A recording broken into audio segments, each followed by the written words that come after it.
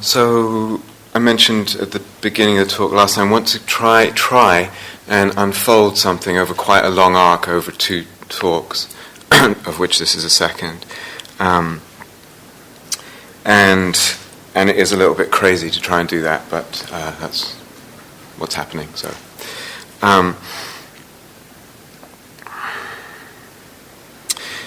in a lot of ways, much of what I'm going to go into today is simpler, perhaps, than last time.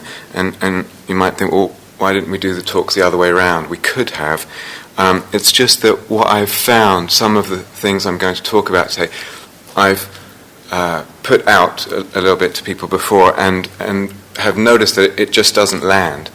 And I was wondering whether it's partly because it takes a certain amount of understanding of emptiness and what we were talking about last time to actually see the significance of what I'm going to be talking about today. Otherwise it just sounds like, yeah, whatever. And still, part of why it's crazy to even be talking about this is because we're not, from the beginning of this kind of retreat, all on the same page of practicing in certain ways which would very much support the kind of inquiry into what I'm talking about over these talks. So that's partly why it's crazy. Other retreats set up where everyone is actually practicing in certain ways which open these kinds of understandings over time, so it all doesn't feel like it's pulling in different directions. So I'm aware that it may be difficult for some of you, especially if it's new. I was just reflecting a little bit personally for myself and thinking, realizing that my, what would I say, favorite books that I've read, whether it's Dharma or psychology or something else, the ones that have had the greatest impact, opened powerfully whole other views or ways of thinking, or I've had to reread them, and often in some instances read a section, a few pages, then go back to that beginning of that section, read it again, go on to the next one, and keep going through the book that way. And at the end of the book, go back and start again, and then go away for a while, digest it, use those kind of ideas, views, thoughts, practice with them, then come back and read it all again. It all makes more sense. So I'm aware, sometimes when there's a talk and there's a lot of material, and I know that oftentimes we don't, as human beings, hear everything that's said. We hear only a small fraction sometimes, and sometimes understand even less. But how else to communicate things? Anyway, having said all that, let's start somewhere very simple, and I want to talk about insight in a very simple, very general way, and then weave it into some of what we were talking about last time. So insight, this word, insight, it's not a word the Buddha used that much, actually, originally. Of course, now in our tradition, it's come to... Tony, could we go up a bit, or is that going to be okay? We'll see. It's not a word the Buddha used much, but in our tradition we use it all the time. So if we think about insight, you actually realize, I can define it in different ways. It can be defined in different ways. There's no strict, exact definition. That's really not what I want to do now. I want to move away from strict precision, rigidity of thinking. And actually, let's just say something very loose about insight, very loose. And what if I throw this out about insight and say, insight, very loosely, is any realization, any understanding, any way of seeing, we could say, that brings a decrease in dukkha, brings some alleviation, some release of dukkha. So very, very broad, any realization, understanding, a way of seeing that brings some release of dukkha. So if we say it like that, very loose, very open, it actually lends itself to certain understanding, certain unfolding, which I'll go into. But let's say a few things about it. First of all, if we say that, it means that insight is not a particular experience that we need to attain. Okay, so we're not chasing experiences or a particular experience. it's not experience that frees. We are not freed through or by an experience. It's through understanding, through the realization of something. That's what frees. So that's always more significant than whatever experience may or may not happen. The second thing, if you like, the other side of this is that also means defining insight this way means that insight is not just being mindful or just knowing. For instance, I can know that I'm suffering. I can know that there's a lot of suffering. I might even know there's a lot of reactivity going on now. I'm really, really reactive. I can feel I'm boiling. There's papancha, etc. Can you hear at the back okay? No.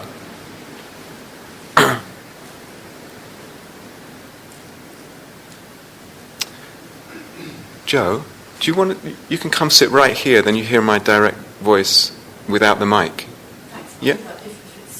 Just feel free to just sit right there, and then we'll crank this, yeah? Is that okay? Keep letting us know, because it's very windy, so just let us know when you're not here.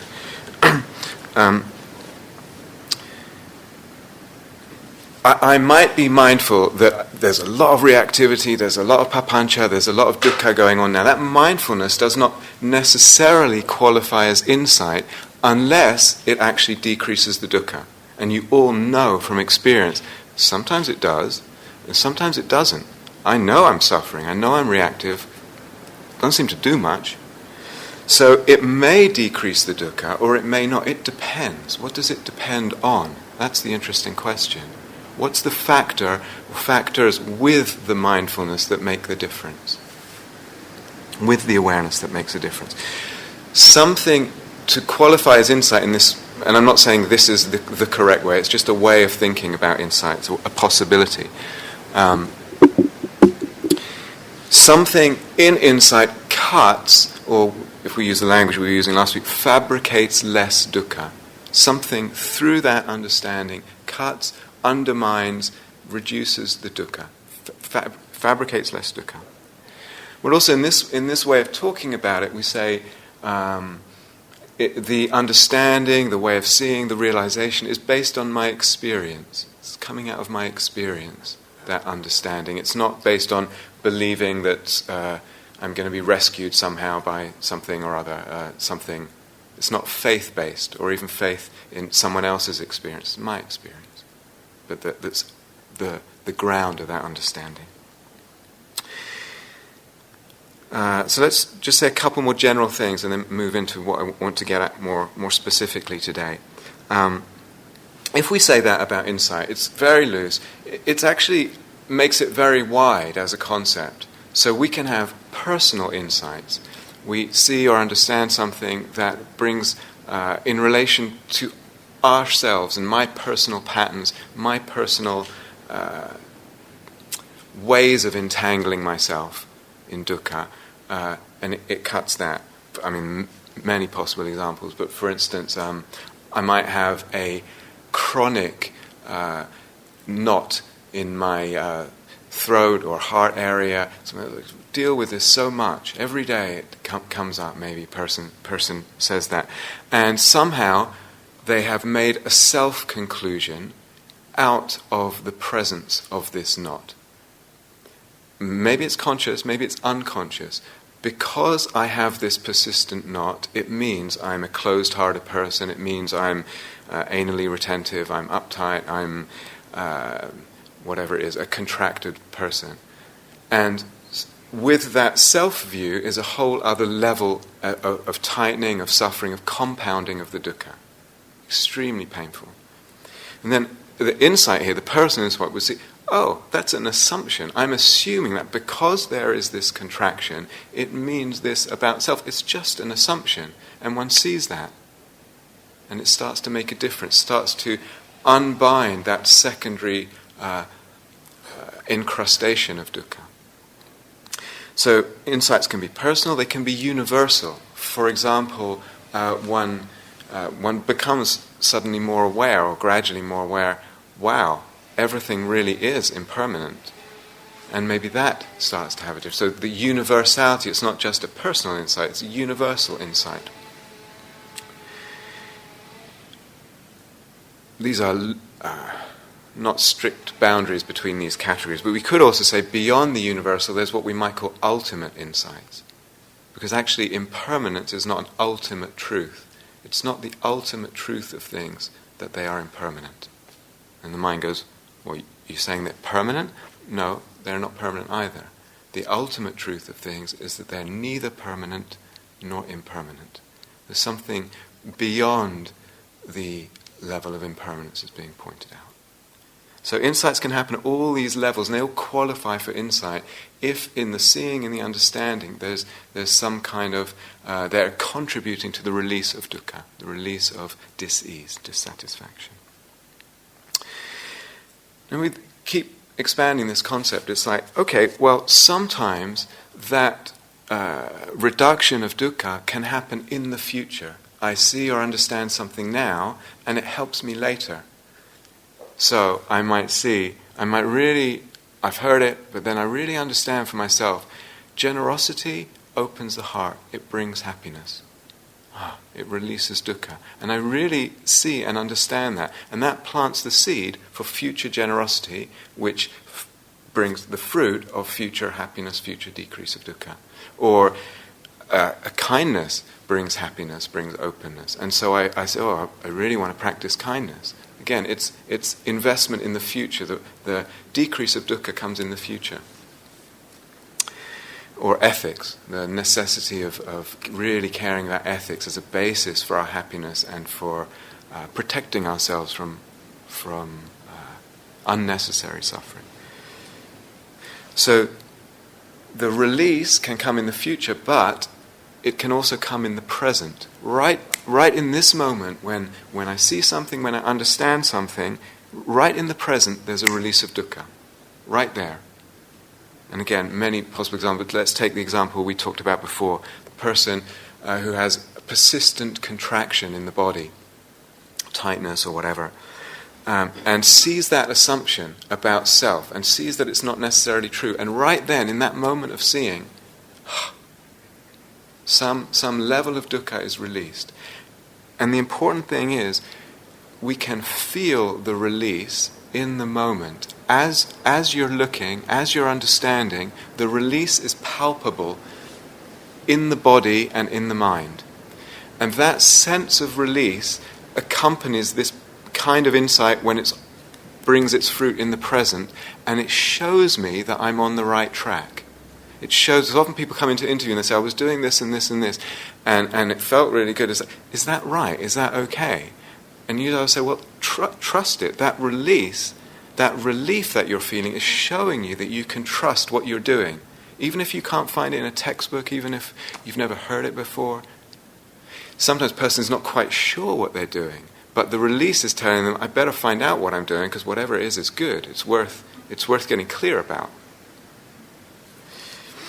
So it's really, really important, that sense of release. It's cementing the sense of where is dukkha and where is the release from dukkha. It's making palpable the Four Noble Truths and getting me clear about which directions to go in. Okay, so here, that's all a bit general, but here's the piece I want to take and run with a little bit. So we say insight is any realization, understanding, way of seeing that releases some dukkha to any degree. It could be a little tiny bit of dukkha or a really lot of dukkha. It's all insight.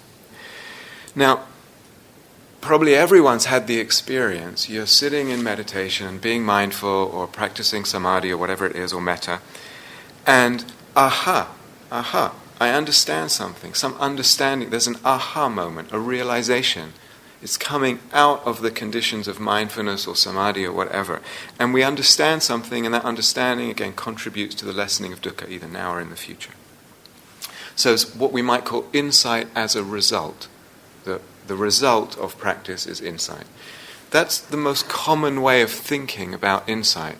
But what I want to emphasize today is an additional possibility, another mode of thinking about insight, in addition to the insight as a result.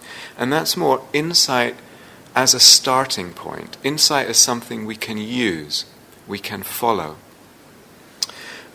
So what I mean is let's give an example.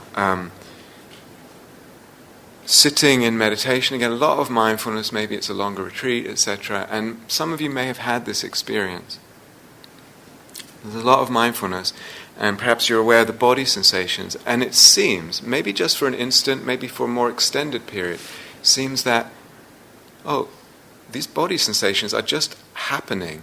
They don't feel like they're mine. They don't feel like they're me. There's an unhooking of the habitual identification with body sensations or with thoughts or with emotions or with whatever else, Vedana, something. And we have an experience, we could say, of anatta. We have an experience of this phenomenon, whatever it is, as not self, not me, not mine. It's coming out of the mindfulness. Now what, if it's possible then to take that little seed and start using that insight. So there was a result of the mindfulness, the insight, this is not me, not mine. And then we start using it and start seeing, can I nudge gently or incline the way of looking at experience, maybe it's just body sensations, just thoughts or whatever, maybe both, maybe something else, and seeing it as anatta more deliberately, as not self, as not me, not mine. So there's a deliberate sort of encouragement, moment to moment, repeated, sustaining of a particular way of looking that has come probably previously spontaneously as a result. Do you understand? Yeah? So then we're deliberately practicing what I would call a way of looking.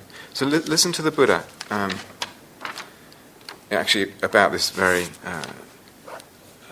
example. And what is the perception of not self? He's asking a group of monks. And what is the perception of not self? Here, a practitioner, having gone to the wilderness, to the shade of a tree, to an empty building, to Gaia House in November, discriminates thus. The eye is not self, forms are not self. The ear is not self, sounds are not self. The nose is not self, aromas are not self. The tongue and flavors, the body and tactile sensations, the mind and things cognizable with the mind are not self. So deliberately looking at things in a different way than usual, deliberately seeing things through a certain lens. Thus, she or he remains focused, key word, remains focused, repeatedly sustaining, remains focused on not selfness with regard to the 6 inner and 6 outer sense media, that's all the eye and the forms and all that we just went through. This is called the perception of not self. Other examples he includes consciousness, because in Buddha Dharma, consciousnesses definitely are not self either. And you could do that with any way you divide up what we might identify with, you can start looking at it and seeing it differently. So when I use the phrase ways of looking, I don't mean just looking as in the eyes. I mean the whole way of conceiving, of relating, of perceiving. It's a way of perceiving. As Buddha says, what is the perception of not self? And then he says, this is a perception you should train. We're training a perception, or if we say we're training a way of looking. So it's quite a different mode of approaching insight and thinking about it. So there are many of these possibilities, many of these possibilities. For instance, impermanence. So what right now, if you just become aware of the body sensations in your body, just let the mindfulness be quite open and tuning in, opening up to the flickering, the dancing, the coming and going of the body sensations. But the emphasis in the moment is really on seeing the change, not so much being precise what the sensation is, but really change, moment to moment. Coming, going, arising, passing, being born, dying. That's what repeatedly the perception, the way of looking is tuning into. Change, change, change. Getting this feel for anicca, change.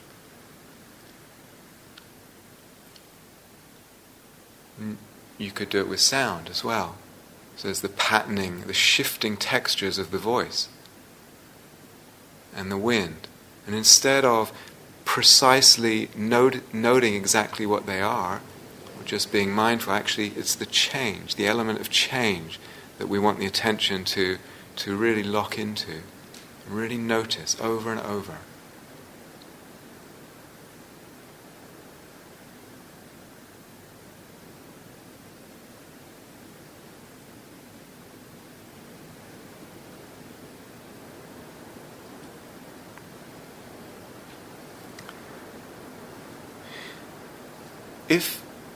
If you were to sustain that for a while, or the anatta one, or many other possibilities, but let's stay with the impermanence one. The impermanence, in a way, is, if you like, the simplest for most people. It's also the least powerful, unfortunately. But a couple of things would happen. One is that you would probably find over time, or you should find over time, that as you sustain this, in the Buddha's word, you remain focused on this fact of change, this experience of change, letting go starts to happen. It's not like we need to tell the mind, oh, things are impermanent, look, therefore it would be a good idea to let go. It's not like that. It's almost like in the seeing of the change itself, some intuition, it's immediate, it's very immediate. Things are changing, I cannot hold on, let go. So the very way of looking is empowering a letting go at a much deeper level than just simple mindfulness. So the way of looking brings letting go, brings a release of clinging, of grasping, of craving, automatically. Another thing that could possibly happen with sustaining that way of looking on impermanence is that you start to see the gaps in things. So for instance, I have a pain in my knee or my back, or an emotion or whatever it is, or sounds. And you start to see, when you look moment to moment really close at the impermanence, that it's almost like what we think of as an object is actually made up of discrete moments. So this solidified pain in my knee is actually moments of unpleasant Vedana. And actually you can begin to get the sense that there's gaps in between them. So this is one kind of de-solidifying of the object. What seemed so solid is actually, on closer inspection, when I tune into the anicca, the impermanence, is actually less solid than it first seemed. The more solid it seems to me, the more I'm going to suffer or crave, either pushing away or wanting something. When I start to expose, or to perceive it's less solid, the less craving. Do you understand? Okay, thank you. So it's as if the solidity, the perceived solidity of something is a necessary basis for dukkha, for craving. And remember, dukkha depends on craving. So the more solid, the more I'm going to crave. So this de-solidifying of things, it's a very elementary way of seeing less solidity through impermanence, but it actually has an impact on a number of levels. So it's a way of looking that brings release in the moment. Now, as I said, there are many possibilities. We could also say, we talked about the anatta, the not self, impermanence, it's called anicca. There's three that go together. Sometimes they're called the three characteristics in the tradition. It's not a word the Buddha used, but... and the third one is dukkha, that things, phenomena, are dukkha. We could translate as unsatisfactory. Now, one reason why they're unsatisfactory is because they're impermanent. So it can't fulfill me forever. Now, what would it be? Sit, walk, in meditation, stand, whatever it is. And then the lens that I have on is just unsatisfactory. Whatever is coming up, ugly, beautiful, pleasant, unpleasant, neither, boring, whatever, mundane, far out, unsatisfactory, unsatisfactory. Can you feel the letting go in just... So it's a way of looking, unsatisfactory. I know it's unsatisfactory because it's impermanent. Unsatisfactory. So rather than a rigid philosophical position in relation to existence, it becomes a fluid way of looking, something I can pick up and use, and I start to feel, the unburdening as I'm looking, the release, the opening, the beauty of it. How surprising. To regard all things as unsatisfactory actually opens up so much beauty in the heart when it's not taken as a big life philosophy. Or another possibility, and I think this came up in the question and answer period, to just tune into the aspect of clinging and craving, and when that push and pull is operating, and just repeat a way of looking that's just letting that go over and over, feeling the clinging, letting it go, feeling the clinging, letting it go, or sustaining this attitude of allowing, welcoming, radical, 150% allowing.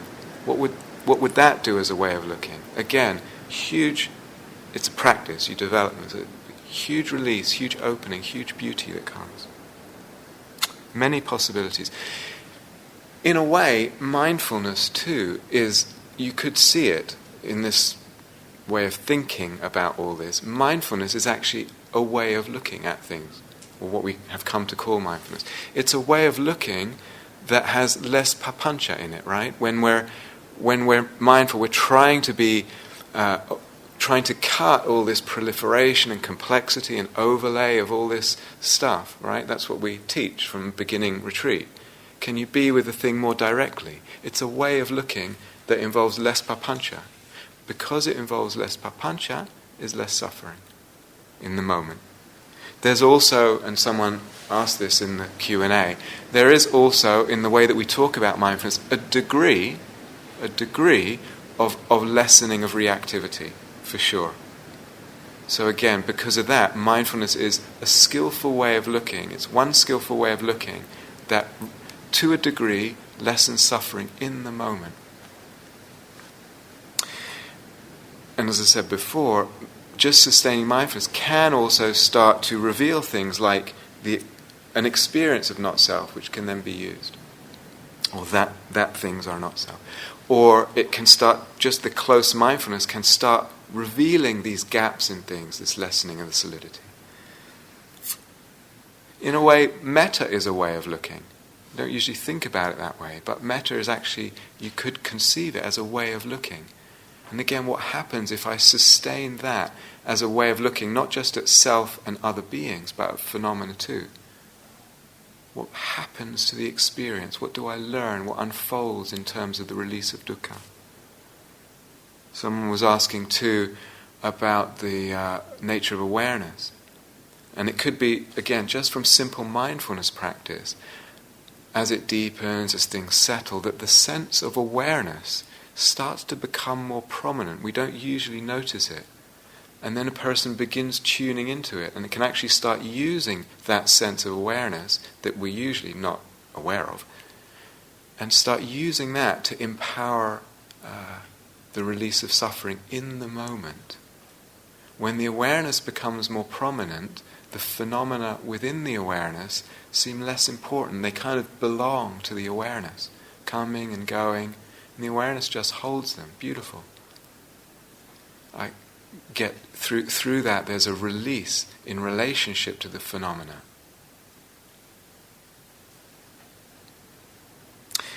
So they're experientially based, using ways of looking that are experientially based. They could come out of meditative experience, could come out of the thinking, reflection, logic, could come out of an intuition or intuitions.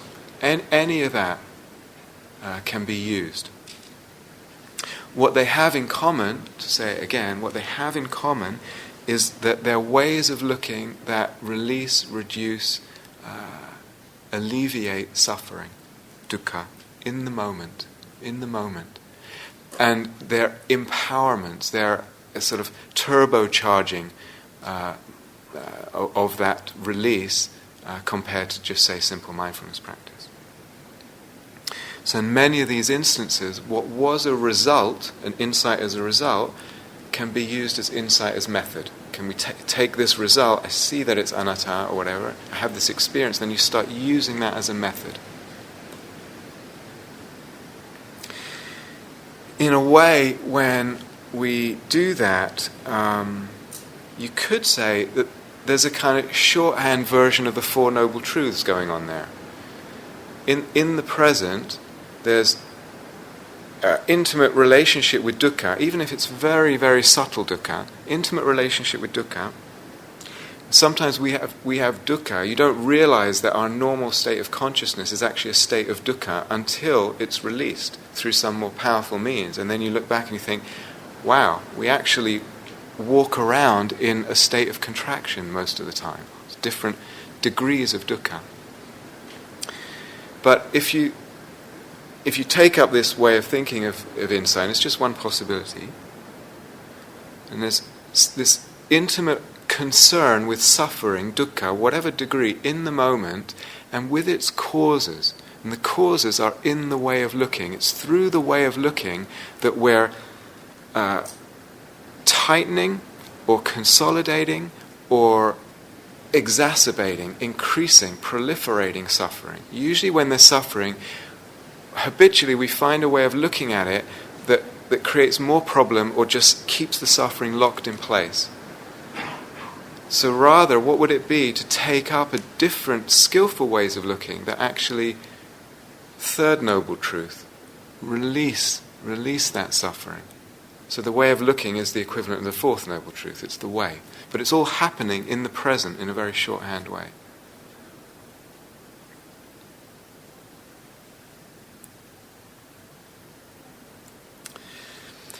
One fruit that comes out of thinking of things this way is that what we get to do is we get to repeat insights. You get to, through the repeating and sustaining way, you're actually repeating, let's say, the insight of anatta, the insight that these body sensations are not self, this emotion, this contraction, these thoughts are not self. So countless times you're actually repeating this insight at a certain level, and that's consolidating that insight. It's so rare for an insight to happen once and boom, that's the end of it. I don't need to see it again. So repeating it, actually, you can digest it. So for example, again with the anatta, I'm through repetition, through sustaining a way of looking, we're actually consolidating this insight through repetition that these thoughts are not self. It's not just a one-off experience that's probably not going to have much power. Seeing it over and over and over, it's going deeper and deeper. The heart is absorbing, digesting these insights. That these sensations are not self.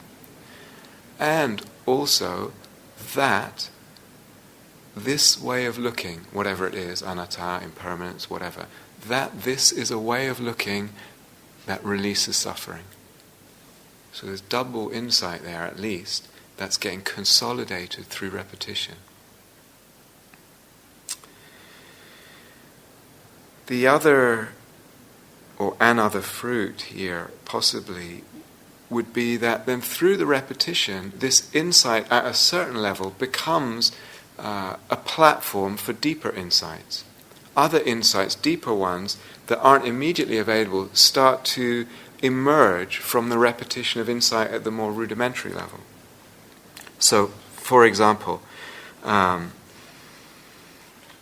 if we take this letting everything belong to awareness, it's a way of looking, letting everything belong to awareness, and just repeating that, very lovely to stay in that space, to feel the release of that.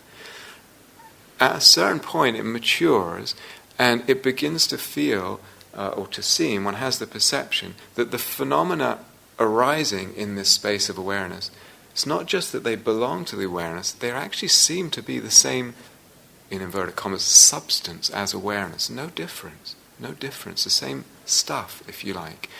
And then the level of release, of beauty, of openness, etc., of freedom, goes to a whole other level. And after a few times, I can maybe start to use that other level as the insight, as the thing that I'm repeating and using. And then maybe goes deeper. Another possibility emerges. Or with the anatta, and we touched on this, start to develop this capacity or cultivate this seeing of things, this way of looking at phenomena, not me, not mine, not self. Thoughts, sensations, the whole thing, consciousness, everything, not self, not self. First thing I notice is that there's going to be freedom, and when I do that, there's freedom. Lovely. As it deepens, something else starts to happen, which is the very objects that I'm looking at begin to dissolve through the way of looking. Phenomena start to fade. The self sense too starts to fade. Self and object start to basically disappear through the way of looking. And one sees this connection. When I look at things this way, less is fabricated of self and object. So there's an insight arising there into the whole nature of perception and reality. These things, selves and objects, are empty, they're fabricated. A new insight has emerged. And then that new insight can start using that insight.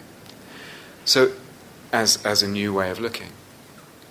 So these three characteristics, sometimes so much emphasis on them in the Theravadan system, I would regard them more as avenues than as results. We're not aiming to have, as a final thing, to have insight into the three characteristics of impermanence, unsatisfactoriness, and not self. These are tools, they're avenues. You start following a thread and it goes deeper and deeper, it goes beyond itself. They're, in the Buddha's words, they're trainings. They're trainings. Training the perception.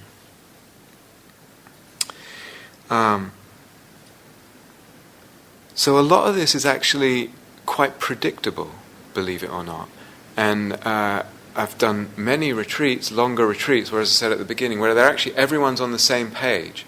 To set people up with certain practices and let them kind of cook those practices a little bit, come back in a week or so, and I could have on a piece of paper what people will be experiencing, and I ask them what they're experiencing, and they say exactly that. And it will be what I've said. Less suffering, sense of openness comes, and then things start fading. Did you notice this? Yes, we noticed that. So there's some laws of perception operating here. It's as if the way of looking, we're pulling on a way of looking, it's unbinding something, it's unbinding the dukkha. Or we could say, now we start connecting to last week's talk, the very way of looking is removing the fabrication. It's removing the builders, the building blocks, the rafters of the house. Do you understand that? Yes? Good, thank you. So the way of looking is removing. Rather than adding, it's removing. And this is what we were talking about last time. The way of looking incorporates less aversion, less clinging, less ignorance, less whatever.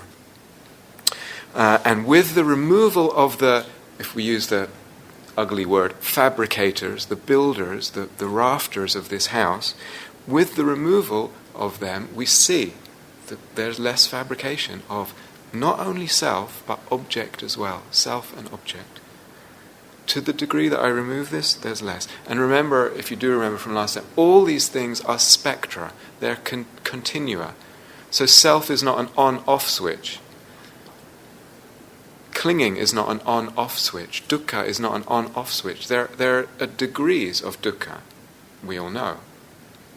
It's very, very gross, very disturbed, more and more subtle, more and more subtle. The same with self, the same with clinging, the same with perception of things, the experience of things. So all this moves along this spectrum, down this spectrum of fading together. Clinging, dukkha, self, perception, avidya, ignorance, all of it.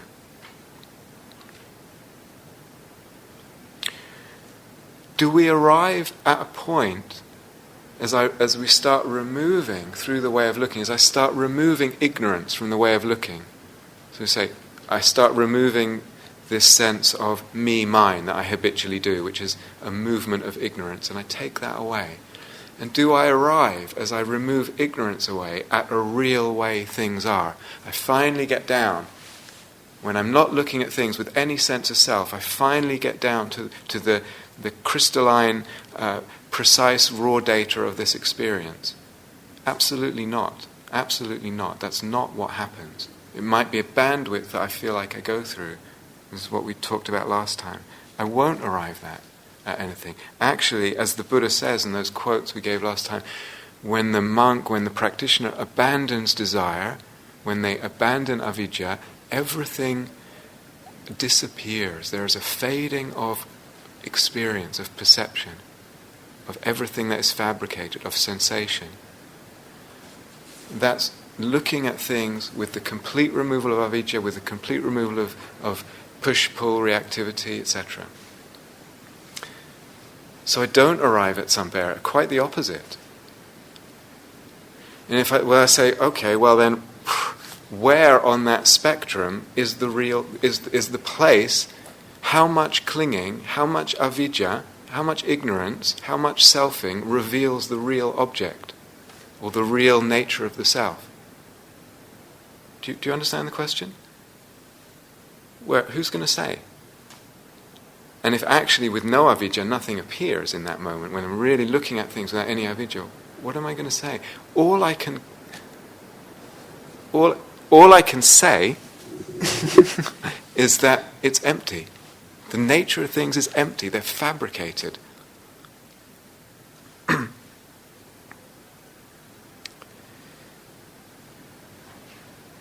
So you use a way of looking and it reveals this emptiness of things. There is no real way things are. They're fabricated. And I start to understand that. And then I can use that understanding at a deeper level. And I start to use that as a way of looking. And what happens is I start to look at things not as not me, not mine, but I start to look empty, empty, empty. I know you're empty. I've seen you're empty. And that becomes my way of looking. That's a much more powerful way of looking. You've taken the whole thing to a whole other level then, in terms of its ability to free in the moment, to release dukkha, to unfabricate.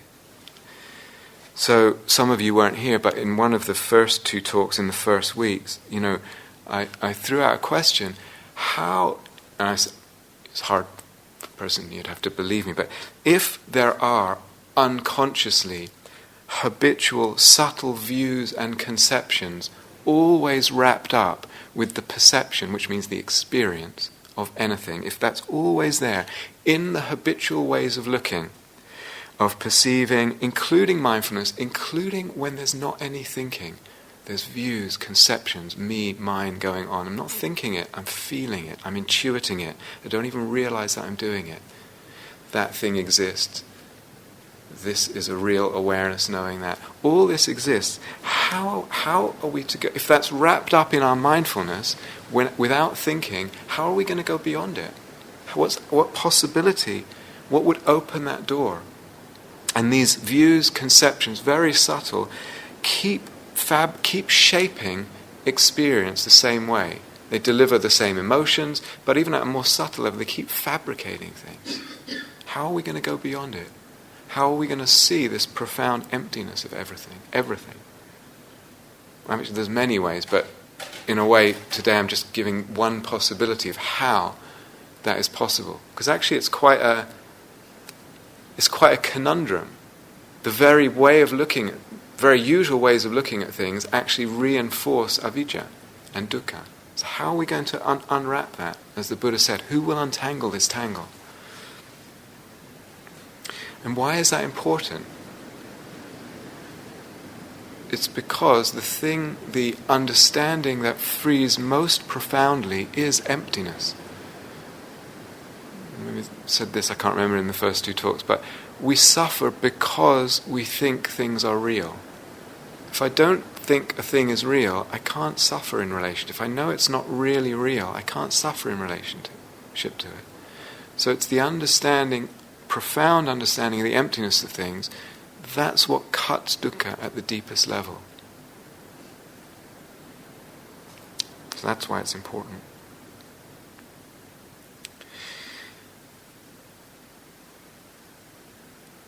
It's interesting though, I think I feel very privileged. I feel, for different reasons, a lot of the teaching that I've done over the years has involved, right from the beginning, has involved discussions, Dharma discussions, with groups of practitioners, experienced and less experienced, and regularly do that, even before I was came to Gaia House. And I'm very curious always to listen to how people, and to draw out of them, how are you thinking about practice? How are you viewing this whole endeavor? What do you think? What is your sense of what you're up to with all of this? And what's really common is that people have, again, it's either explicit or more less articulated. Practice is about being with what is, and we're supposed to be with everything and kind of accept and sort of try and be in your body and be nice. And that's what practice is about. And so much so that it's such a common understanding that sometimes I've sort of given talks when absolutely said this is not what it's about, and afterwards people say, so you're saying basically be with everything. It's a hard one to jiggle. And even just the other day, someone was saying, they were feeling some anger, and then they began to reflect on the anger, and the reflection actually helped untangle the anger, and there was some release, and they felt much better. And they were like, well, I shouldn't really be doing that, right? Because I'm supposed to just be with it. No, we're interested in cutting dukkha, and the deeper we can cut the dukkha, the better. So, mindfulness, again, being with what is just one way of looking. It's just one way of looking among many possibilities. The point of the path is an understanding that frees, or understandings that free. That's the thing that's going to have the power.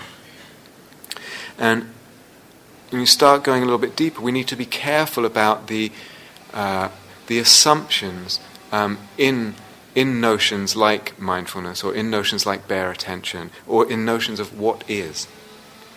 Careful of the assumptions. Oftentimes they're hidden, they're not explicit. They're assumptions that reify, that make real what's there.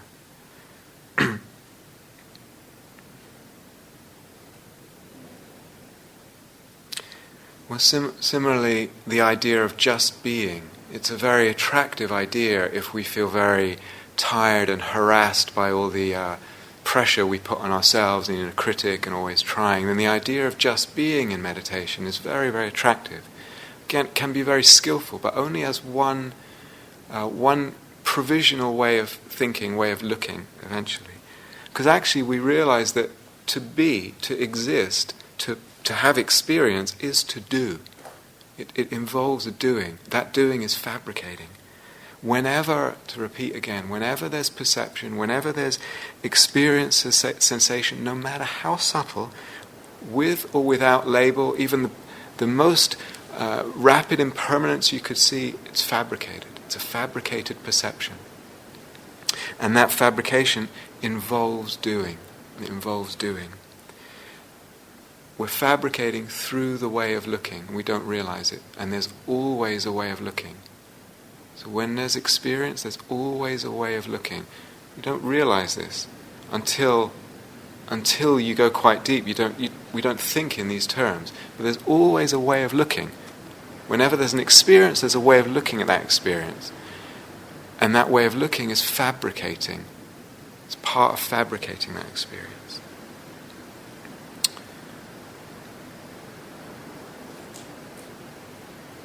Well, I can't live without experience. I can't live at this deep end of the spectrum that the Buddha was talking about when a practitioner abandons desire, then there's the fading of perception. I can't live without experience, perception.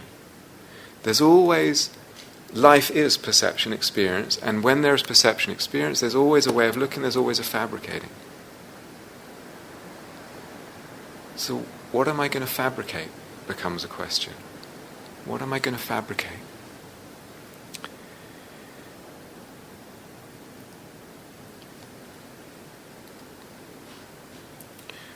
I want to say, I mentioned briefly last time, there's a twist in the tail to all this. It's actually quite profound.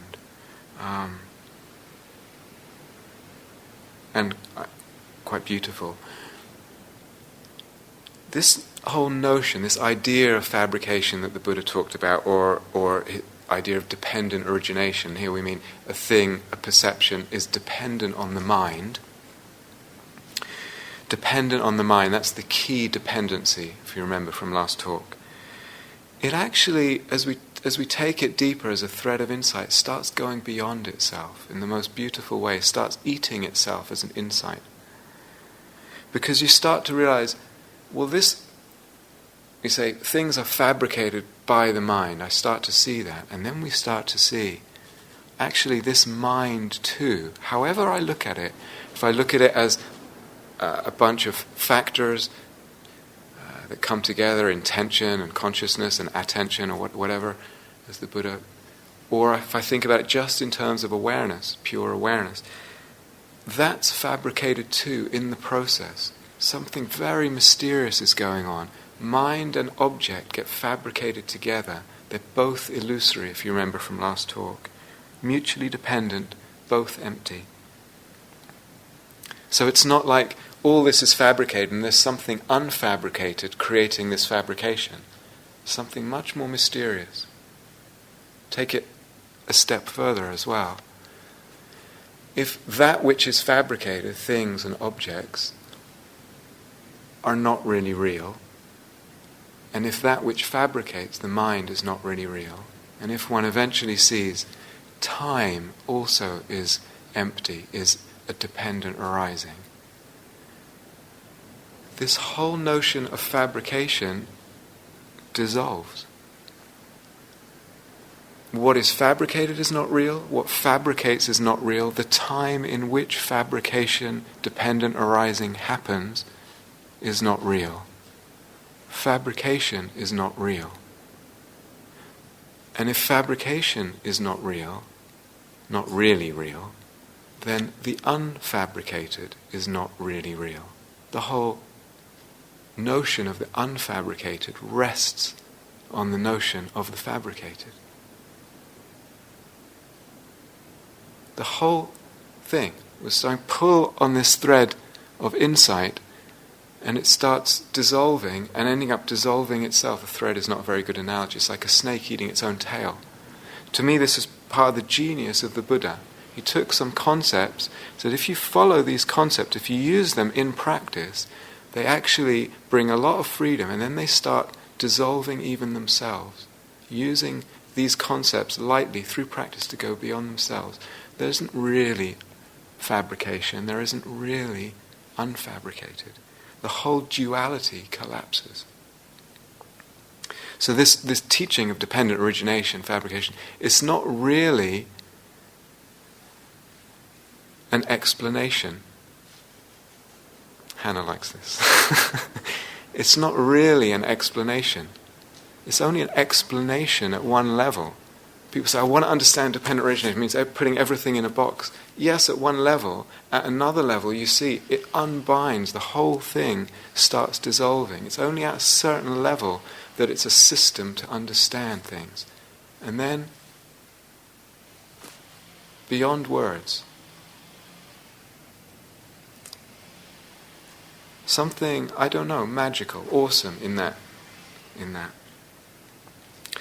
Then the whole notion of, remember we talked last time, we said this word fabrication or concoction in English is good because it has the second meaning or the implication of something being false, and so kind of a little bit, what would you say, derogatory or negative. It's just a fabrication, It's not really real. Now with this twist, it starts to not have its negative connotation because there's nothing really unfabricated with which to compare it to. There is just mystery, magic, emptiness. It's interesting, if you look up the word in Sanskrit for fabricated is Sanskrta. It's actually the same word for Sanskrit language. It has three meanings. The first one is Sanskrit language. Second is fabricated. The third actually is consecrated, made holy. So if just not really a logical move, but a poetic move. The whole notion of fabrication no longer has its negative connotation. Actually, you start to see this level, this non-duality, and the whole thing becomes holy. The whole thing becomes magic, all of it.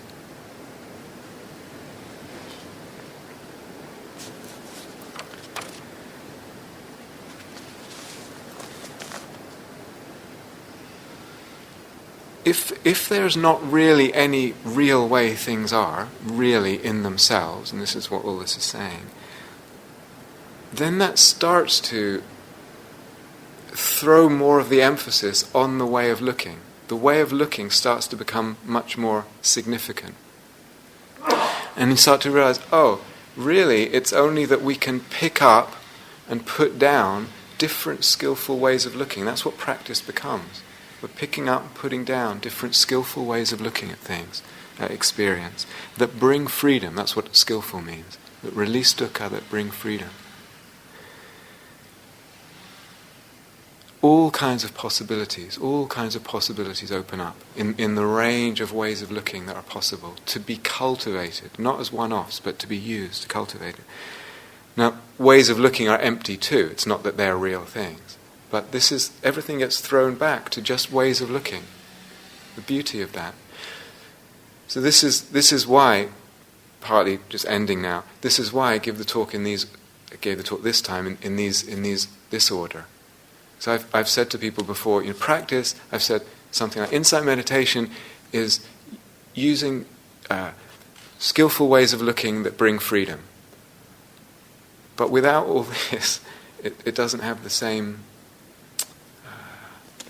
significance, perhaps. Start to realize there's a degree of malleability in our perception, in our sense of things, that's way, way beyond what we might have imagined.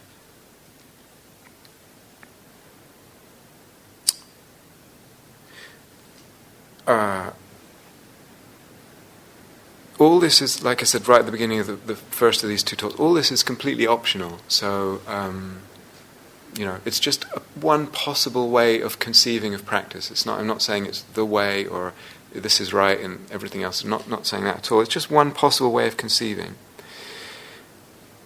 All it needs, though, to start moving down these kind of avenues, all one needs is just to realize that different ways of looking are possible. It's possible to look at self and experience in different ways and see that these ways of looking are actually experimentable with and cultivatable. I can develop different ways of looking and see what happens. That's the experiment bit. See what happens when I cultivate or develop this particular way of looking or that way of looking, and see, you could turn it around, see what stops happening, or what starts to happen less and then stops happening, if we put it in the negative, just by developing a particular avenue, a way of looking. See the effects on dukkha, on the release of dukkha, on the self-sense, in the moment, on dukkha, on the self-sense, on perception and experience. So they're practices. And if we experiment, one can see, there's a skillful unbinding of the knots of dukkha through the ways of looking as they're developed. They fabricate less dukkha. And they also begin to unfold, reveal layers and layers of radical, deeper understanding, deeper and deeper. So it's a possibility as a way of conceiving, as a way of moving and understanding what one's doing and developing practice. Very powerful possibility.